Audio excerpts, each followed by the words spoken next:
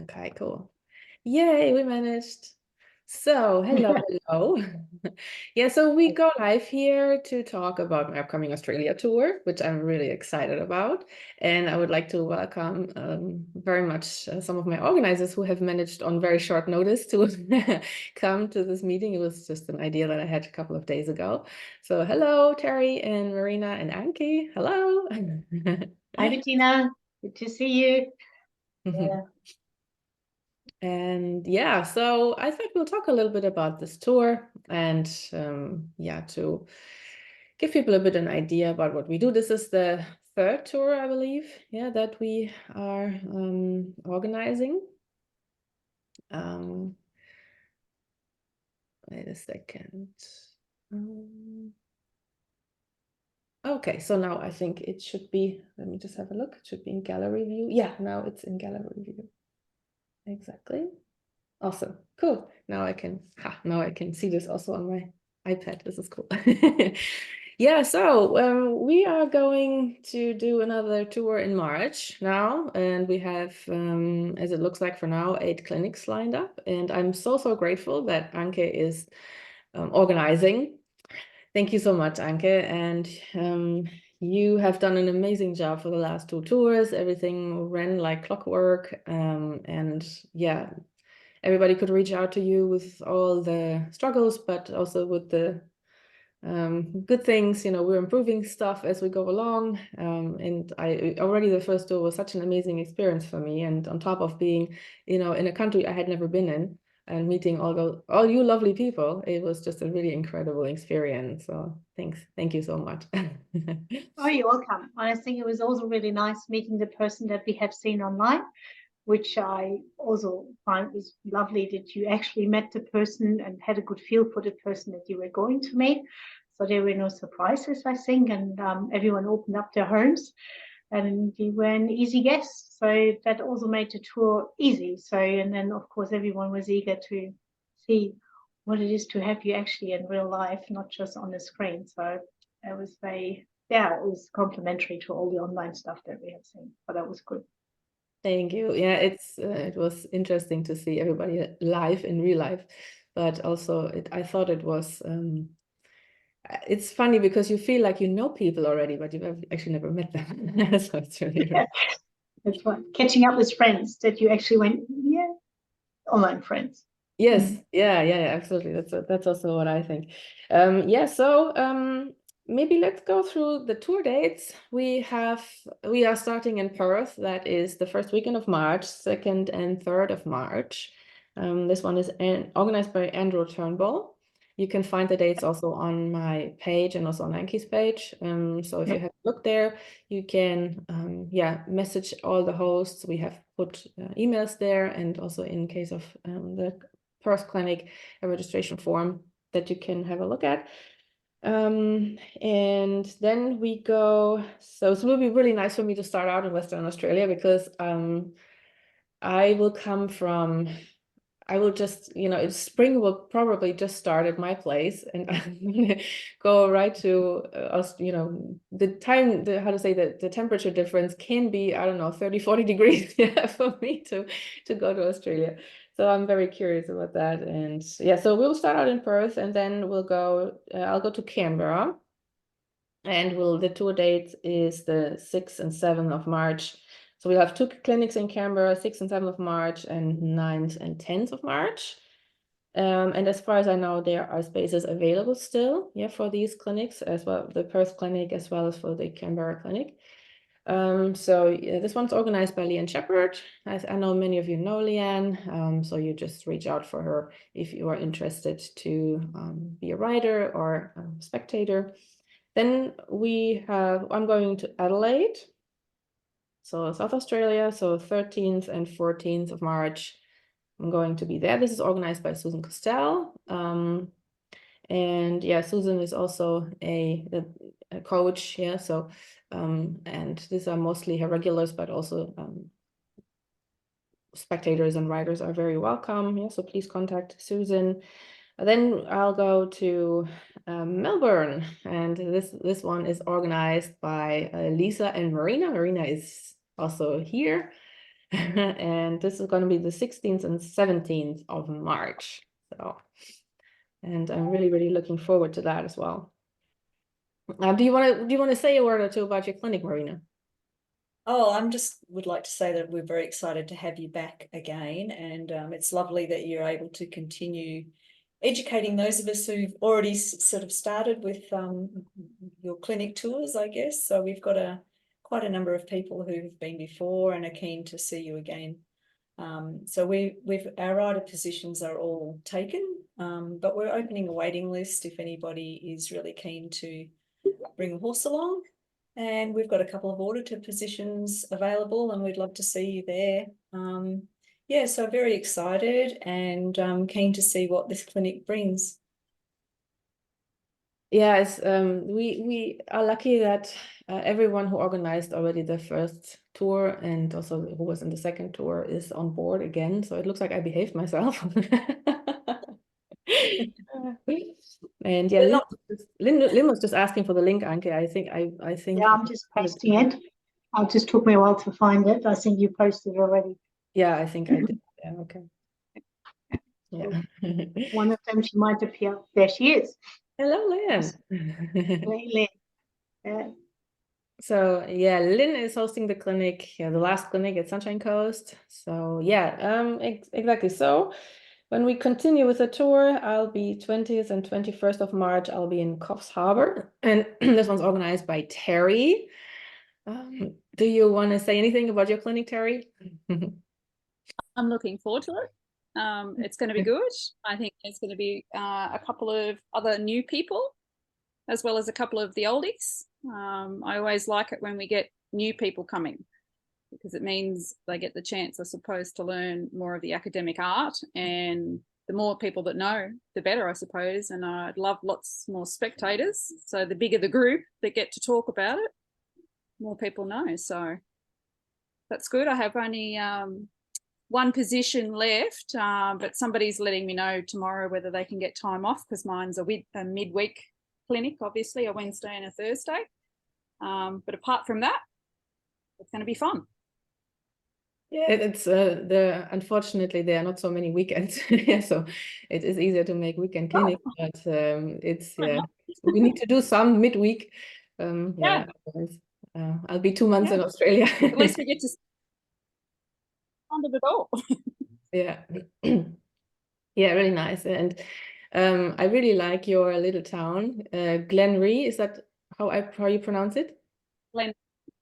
Glenree. Glenree, yeah, it's a really sweet little town, and the venue is really stunning. So it's really nice. Yeah. Yeah, then we're very lucky to just have that. Yeah, it was a really nice atmosphere too. Yeah, at the site, but that goes actually for all the clinics. It was really, I really felt very welcome everywhere. We did the last clinics in Perth. We did at Andrew's place, and the ones at Leanne's we did at her place. Yeah, but then for Adelaide, Melbourne, yeah, it is in venues that are rented, and that was so nice. All the hosts were always welcoming me so much, and were interested and also watching, and that was really, really nice. And then 23rd, 24th, I'm going to Minimba, close to Coffs Harbour, and that's Anke's clinic. Do you still have positions? I think you have one left now because somebody had to pull out. Huge metropolitan from Minimba, so we'll be on the Mid-North course. It's a tiny town near Foster. The closest airport is probably Newcastle or Port Macquarie. So you get to experience real countryside. But stunning views. So yeah, we have a regular group normally of the same attendees since from the first clinic, and it's also really good because you can see them progress, which is lovely with their horses. Some of them are clients, some of them are friends, some of them come a long way. And this year, unfortunately, due to family circumstances from one member, we probably have an opening. So, and at the moment I'm going through the wait list, but feel free to contact me because you never know, horses and people, there's always surprises. And yeah, And otherwise, there's always spectators are welcome, because I think you actually learn a lot by looking and watching and observing different horses and different people. And it's actually, I find you learn a lot from the sidelines, seeing what is happening in real time, because there's no cut and paste. There's not just the best moment taken out and that perfect video put on there. So you can see the progress from each individual pair. So the learning part is also participating for the entire clinic, not just coming for your lessons and going home, which I really like in the academic setup of the clinic, that you have 3 lessons, that you have a theory session, and yet you're welcome to stay all day. And also for the spectators, you're allowed to ask questions. You're not just there to fill numbers, you're actually there to participate, and you're encouraged to participate. So yeah, people are welcome. It's on my own property, so as long as we have good weather, fingers crossed, we have ample of lots of parking. And as long as people are polite and help each other out, we try and put you in. So we can always make the best out of it. And we always had really nice groups here, which is good, welcoming, inquisitive, and having each other's back. So it makes a really nice learning environment, which is huge. Yeah. So yeah, it's been good. And often then, if I have a chance, I catch up with people in retreat. So I sometimes sneak up to Coffs Harbour and watch a day there too, if I can. Watch out, Victoria. I might come down one day. And the same, I said to him, one day I'll come all the way to Brisbane and see the whole tour. That would be great. Yeah, I also felt like, I mean, when I went on this tour, of course, I knew some people from lessons and meeting online, but at the end, you don't know what you what you're going to get yourself into also, you know. So I was very, very happy with all the communities. Like in every single place, there was such a nice community of people, and people who have been friends, but also who know each other for a long time.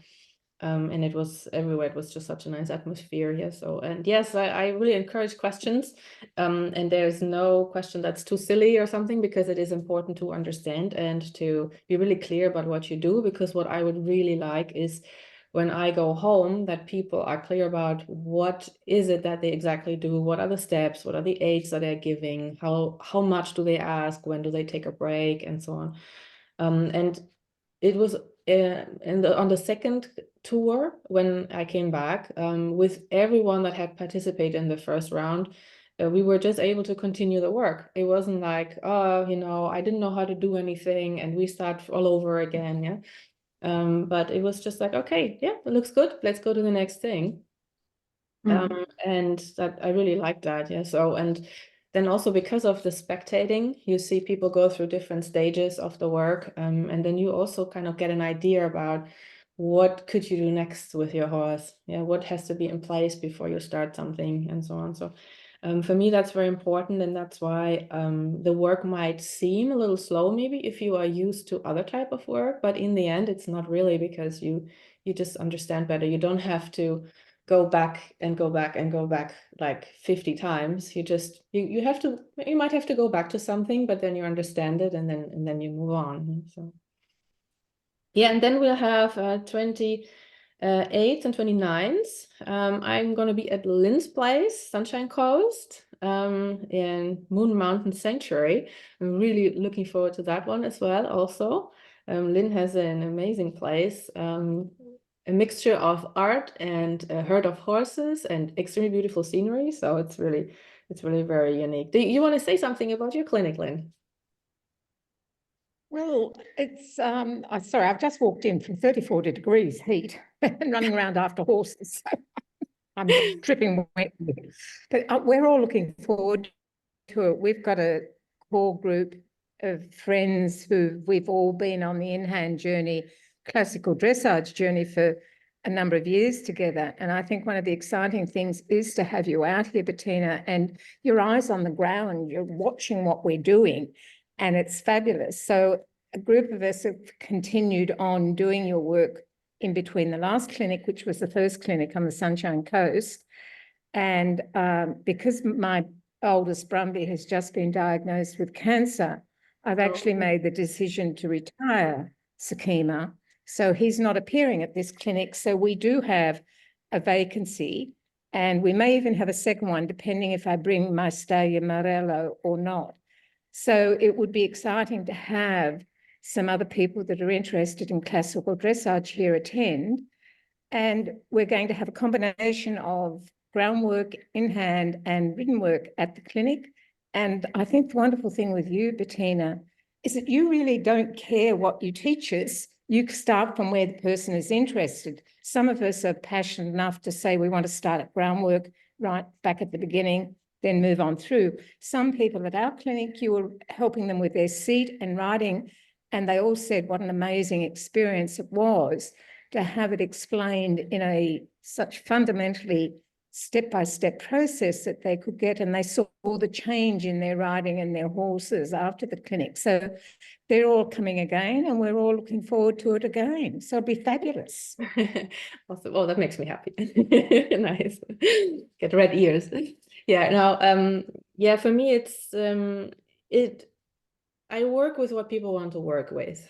Yeah, so, and of course, eventually while we work on something, we might have to backtrack a little bit sometimes not. And sometimes people do the groundwork maybe a little bit later. I love groundwork because it sets the horse up to have better balance, better posture, you know, develop the right musculature. But you can do the same work, of course, in any type of work. So you can work from the saddle as well. You can work from the lunging. So we had also in the clinics, we had quite a bit of launch work. We had riding. Yeah, sometimes people work. Yeah, there is a bit of a terminology thing because I think in Australia, everything that's on the ground you call in hand. And in the academic art, we make a difference between work in hand and groundwork. Yeah, so groundwork would be with one single line and a cavesson. Work in hand, that would be working with a bitless bridle or bridle and with reins and working a bit on it in a different position. Yeah, so on the side of the horse, but that's also doesn't matter. Yeah, so I've gotten used to it. Yeah, so the different use of words there. Yeah, so yeah, and also I work with the tech that you have. You don't have to buy anything before. You don't need to buy any books before. That's also a question I get often. Do I need to read any books before I come? Do I need to watch anything online before I come or something? Yeah? Do I need to buy any courses? And for me, it's I explain everything there and then, everything you need to know.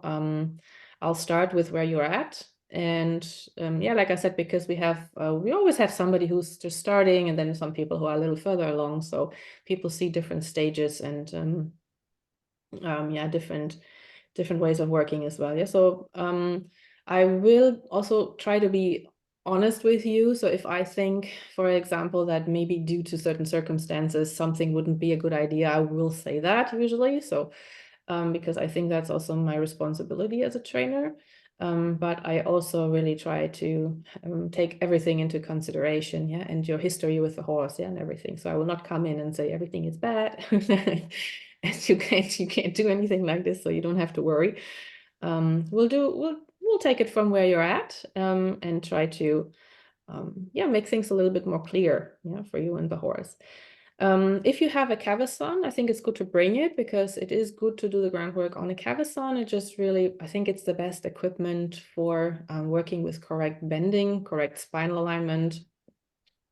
So just bring it along, even if you think, oh, maybe it's not a good one, that doesn't matter. We'll have a look at it, yeah, if it fits and if it's something you can use. Yeah, and we have in each clinic, usually we have 24 lessons. So we have usually 8 rider and horse pairs, each get 3 lessons. So that makes 24. And we have 2 theory sessions, which are usually in the morning or around noontime. And also sometimes the theory sessions end up to be just questions and answer sessions because sometimes people do have a lot of questions. That's totally okay with me. And in any way, always when we have change of rider and change of riders, then I very much encourage people to ask questions, yeah, in the breaks as well. So to anything that they saw right now, yeah, so how can you repeat this? Can you show this one more time? Yeah, so that I'm always happy to do that. But yeah, if the group, depending where you go, if the group has questions for a theory session and they bring it forward, you can prepare a certain subject for that group. absolutely. So depending on where they're at, absolutely send in something that you're interested in, if it's suitable and it fits the criteria of the riders and participants of the clinics that benefits most people. Absolutely, it is always good to have an idea what to do. So yeah, Yes, absolutely. they're welcome. Yeah. So if your group has any questions, yeah, or you are attending, you are an auditor in the group, and just let your organizer know, or your writer in the group, yeah, let them know what you're interested in. I might not be able to meet all requests, so because I always have to keep the group in mind, and that we are moving forward kind of a little bit systematically as a group, but also, yeah, I'll try to incorporate what I can, yeah, in the theory lectures. Yes. Let me have a look. I had made a few notes here of things I wanted to tell you. Yeah, I've talked about that. Yeah, and what I'm also offering is a little bit of a package deal. So it's the live clinics where we can go into details, where you can see how things are done. I can also take your horse into my hands, have a feel. Some clinics I was even sitting on some horses. That always gives me some good information as well. Then I have my online classroom where you have theory material, you have training videos of me training with my horses. And then we have the online lessons. Yeah, so we can I can support you at your stable where you are. So it's not just a clinic and then, you know, there's a big void, but there is actually support, yeah, as long until I come back. Yeah, so just wanted to say that. Yeah, link to the classroom is on my page. You can find it in the bio. And if you want online lessons, you just have to contact me. It's quite easy. Yes, and yes, so, and I want to tell just very shortly about my approach. So a lot of the dressage work, which I see, starts, I would say, a little bit further in than I start. Yeah, so what I like to have first is that I see that between horse and human there is a connection, and that is based on relaxation. Yeah, so not just based on training responses, but based on that the horse is really truly trusting the person and is open to work with you, and does not have any how to say, expectations of a lot of pressure, or yeah, okay, whenever I come here I need to kind of cross my legs, yeah, or something like that. Yeah? But the horses are just relaxed, are listening, and they are also regulated in the nervous system, so they are not stressed. It can be sometimes challenging in a clinic environment, of course, when the horses are not at home. They can, of course, be sometimes a little bit overwhelmed. So, and sometimes when that happens, I always encourage participants to have another horse brought in, so that at least it's two horses in the arena. That always helps a lot, though usually the horses feel a lot more comfortable. But we will also start there, because it is always a good opportunity, because when you're away for a clinic, it's not the same usually than at home, unless you have practice going away, doing the same things when you're away than at home. Because sometimes what I hear is, yeah, at home it all works. Yeah, so of course.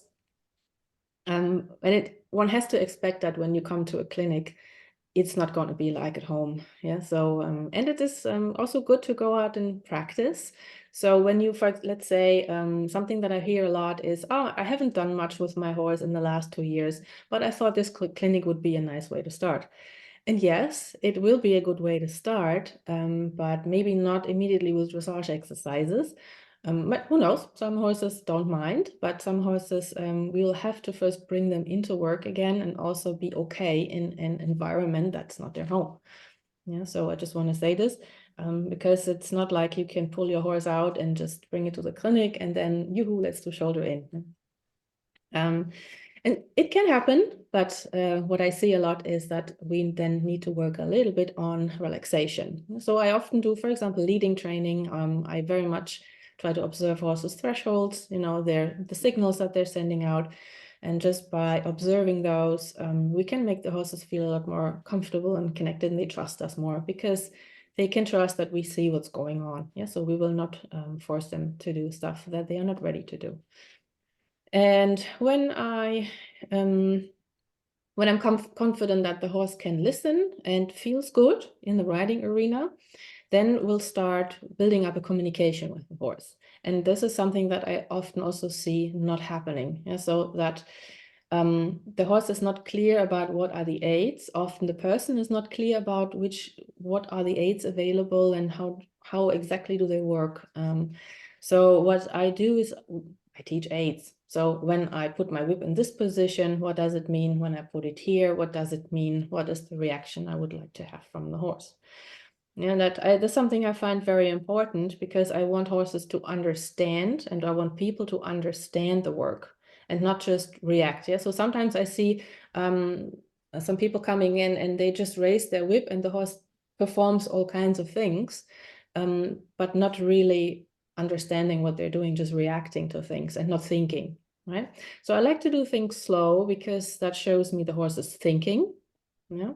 And when something is correct and a little bit, I can always do more of it. Yeah. And it is really hard to do less of a lot and with a lot of stress. Yeah.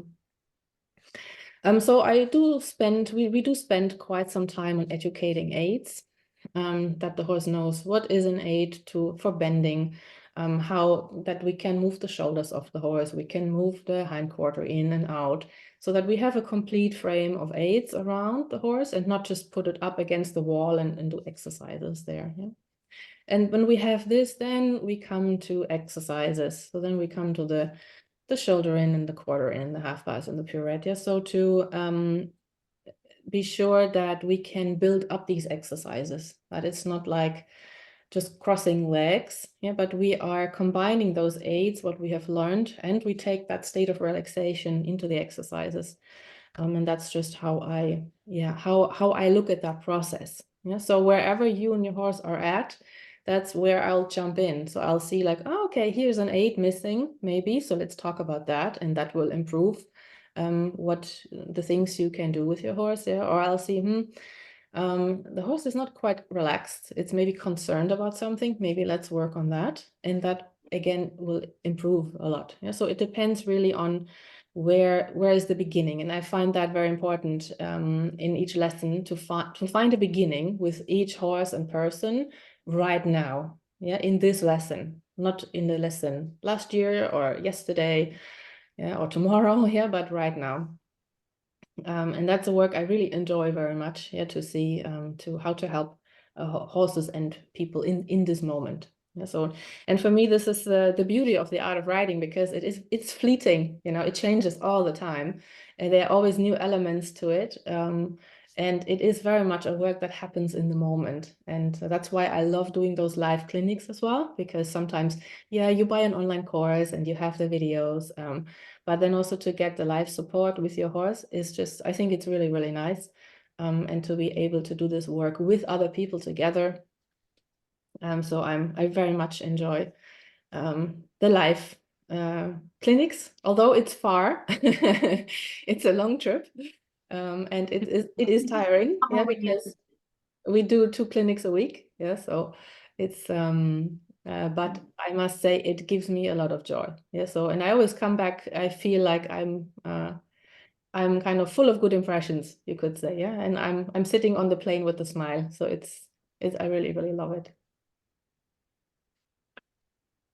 Yeah, so now I need to watch out that I don't get into webinar mode. Just keep on talking.